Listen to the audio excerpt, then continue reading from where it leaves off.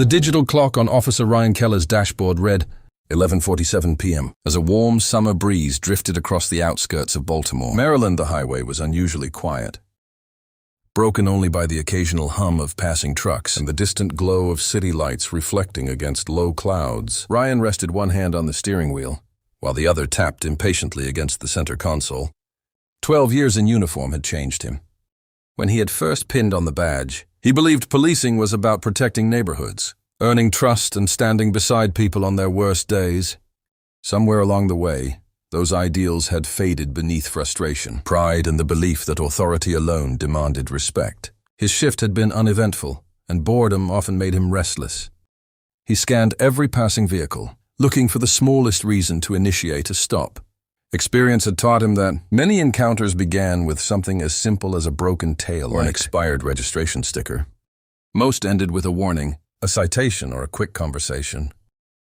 Tonight, however, Ryan wasn't looking for a conversation. He wanted control. A black Ford Explorer entered his view several hundred feet ahead. The SUV traveled at a steady speed, signaling properly before changing lanes. There was nothing reckless about the driver's behavior. Even so, Ryan noticed government-issued license plates and narrowed his eyes. "Let's see what you're hiding," he muttered to himself. He activated his emergency lights. Red and blue flashes painted the dark highway as the Explorer immediately slowed, signaled and pulled safely onto the shoulder. The driver made no sudden movements. The engine remained running, but both hands were clearly visible through the rear window. Ryan stepped from his cruiser, adjusting the weight of his duty belt, before walking toward the vehicle. Years of patrol had given him a confident stride that many people found intimidating. He kept one hand near his holster, while his flashlight swept across the driver's side mirror. As he reached the open window, he paused for a brief moment. Behind the wheel sat a black woman, who appeared to be in her early 40s. She wore a perfectly tailored navy blue business suit, with a crisp white blouse beneath it. Her hair was neatly styled, and despite the humid night, she looked composed and completely unbothered. Her posture was straight, her expression calm, and her hands rested exactly where officers are trained to look first, firmly on the steering wheel. She didn't appear frightened. She didn't appear defensive. She simply waited. Ryan had conducted thousands of traffic stops over the years. Most drivers apologized before he even spoke. Others nervously searched for their wallets or explained why they had been pulled over. This woman did none of those things. "Good evening," Ryan said in a firm voice. "License, registration, and proof of insurance?" The woman met his eyes without hesitation. "Good evening, officer." Her voice was steady and respectful. "Before I provide anything, may I ask why I was stopped?" Ryan folded his arms. "You crossed the lane marker." "I don't believe I did," she answered calmly. "But I respect your decision to stop me." There was no anger in her words, no sarcasm, only confidence. For a brief second, Ryan found himself wondering who she was. She carried herself with the quiet discipline of someone accustomed to responsibility. It reminded him of senior law enforcement officials he had encountered during statewide training years earlier yet. The old Ford Explorer and her ordinary appearance convinced him he was overthinking the situation. Documents, he repeated slightly louder. Of course, instead of reaching into the glove compartment. The woman slowly opened a leather portfolio, resting on the passenger seat. Every movement was careful and deliberate, allowing Ryan to see exactly what she was doing. She removed a thick brown envelope made from heavy parchment paper. Across the front were official federal markings, printed in bold black lettering.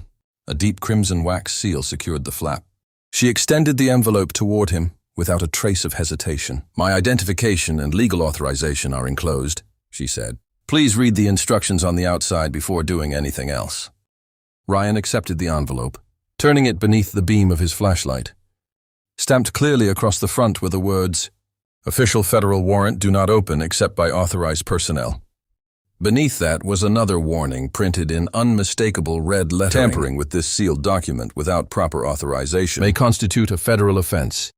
Contact your commanding officer immediately." Ryan slowly looked back at the woman. She wasn't challenging him. She wasn't pleading with him. She simply waited with remarkable patience, her expression calm, enough to suggest she already understood exactly what would happen. Next, Ryan held the heavy envelope beneath the beam of his flashlight. Studying every detail, the crimson wax seal was flawless. stamped with an eagle emblem that looked too precise to be homemade. The parchment itself felt thicker than ordinary paper, almost like the official documents he had seen during specialized training, years ago even so. His confidence refused to give way to caution. He looked back at the woman behind the wheel. She remained perfectly still, her calm demeanor almost unsettling. She wasn't begging him to stop. She wasn't trying to explain herself. Instead, she carried herself with the quiet confidence of someone who understood both the law and the responsibilities that came with it. "Officer Keller," she said respectfully, reading the name stitched across his uniform. "Before you make another decision tonight, please contact your watch commander. The instructions are printed clearly on the envelope." "Follow them exactly," Ryan gave a sarcastic laugh. "So now you're telling me how to do my job." "I'm asking you to follow procedure," she answered without raising her voice. "Every law enforcement officer swears to uphold the law. Sometimes that means recognizing when another agency has legal authority." Her words were calm, but they challenged his pride more than if she had shouted. Ryan had always believed confidence came from taking charge. In his mind, hesitation looked like weakness. He had built a reputation inside the precinct for being decisive, even aggressive when necessary. Some younger officers admired him. Others quietly questioned whether he crossed the line too often. He glanced once more at the warning printed across the front: "Do not open except by authorized personnel." His jaw tightened. "You expect me to believe anyone can drive around carrying secret, federal paperwork instead of a driver's license?"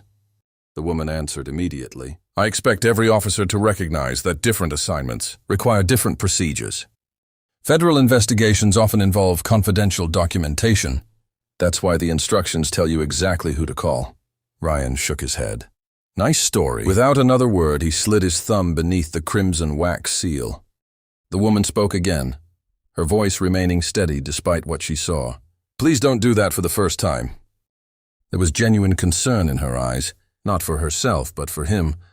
"If you break that seal," she continued, "you'll create a situation that cannot be undone."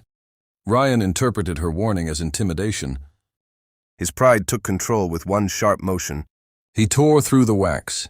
The sound echoed across the quiet highway. The seal split cleanly in half. Ryan reached inside and pulled out a thick stack of official documents, secured by a federal binder clip. Several pages carried embossed seals, judicial signatures, and classification markings. He barely looked at them instead. He flipped through the pages carelessly before letting them bend in his hand. "So this is your big secret?" He scoffed. The woman closed her eyes briefly, almost as though she had hoped, until the final second that he would reconsider. When she opened them again, disappointment had replaced concern. "I warned you," Ryan ignored her.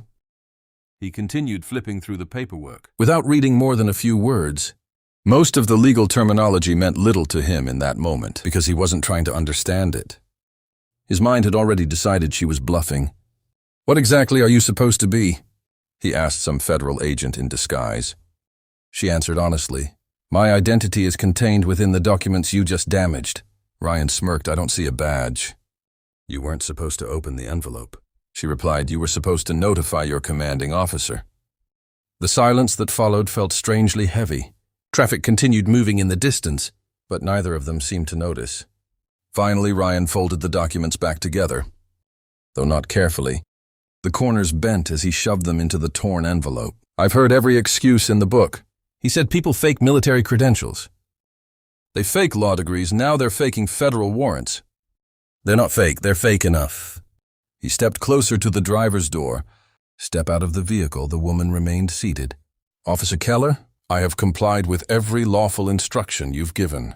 Please reconsider your next decision." I said, "Step out." She slowly opened the driver's door and stood on the shoulder of the highway. Even now, she made no sudden movements. Her hand stayed visible and her expression remained composed. Ryan turned her toward the vehicle. "I'm placing you in temporary custody while we sort this out." She did not resist as he secured the handcuffs around her wrists. She looked toward the flashing patrol lights, reflecting across the empty road.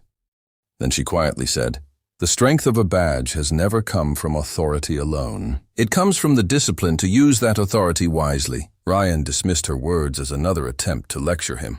He guided her toward the rear seat of his cruiser, still convinced he had complete control of the situation, never realizing that every passing minute was bringing consequences far greater than either handcuffs or an arrest report. Ryan escorted the woman through the front doors of the precinct with the confidence of someone convinced He had just made an important arrest.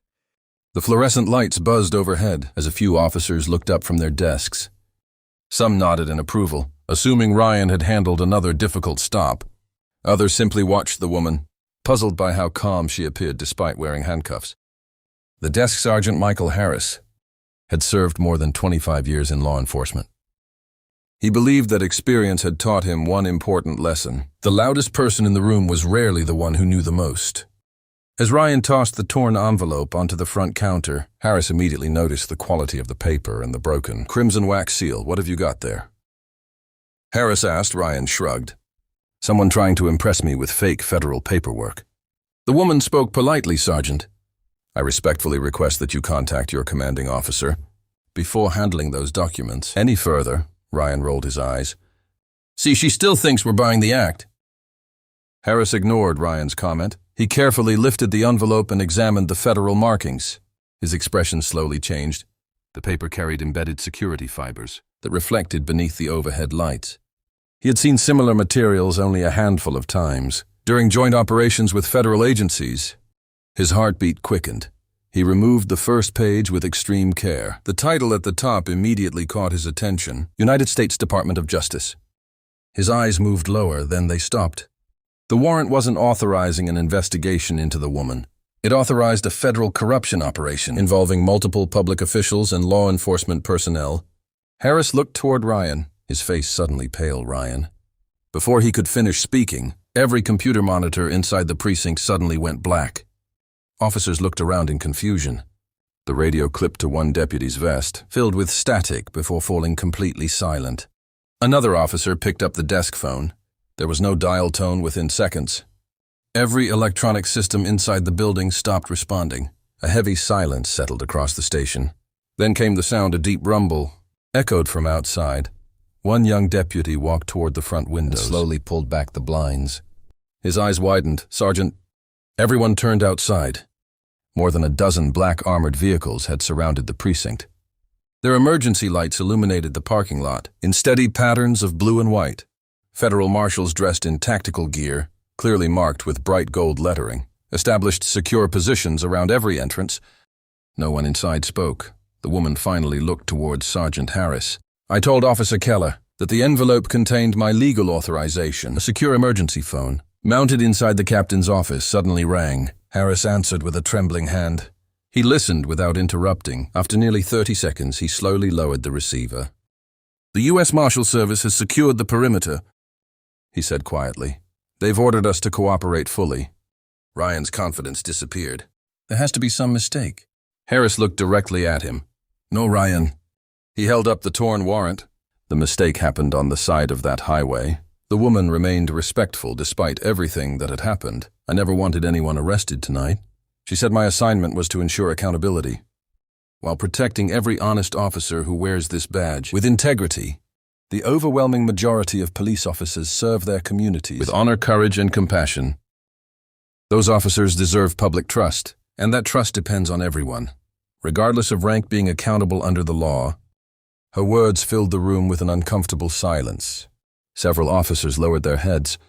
They understood exactly what she meant. A badge was never meant to place someone above the law.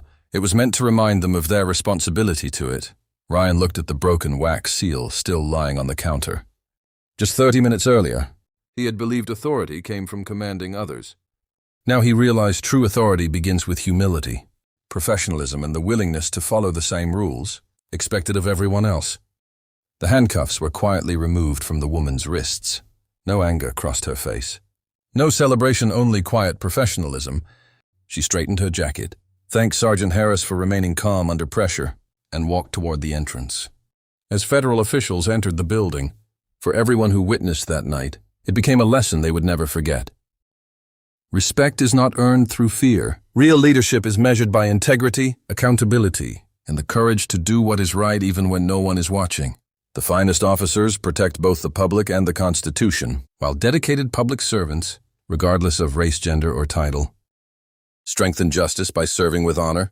If this story made you think about the true meaning of justice, integrity, and respect, share your thoughts in the comments below. What would you have done if you had been in Officer Keller's position? And what kind of powerful, justice-driven story would you like to see next? Your ideas and opinions help shape every story we bring to this community.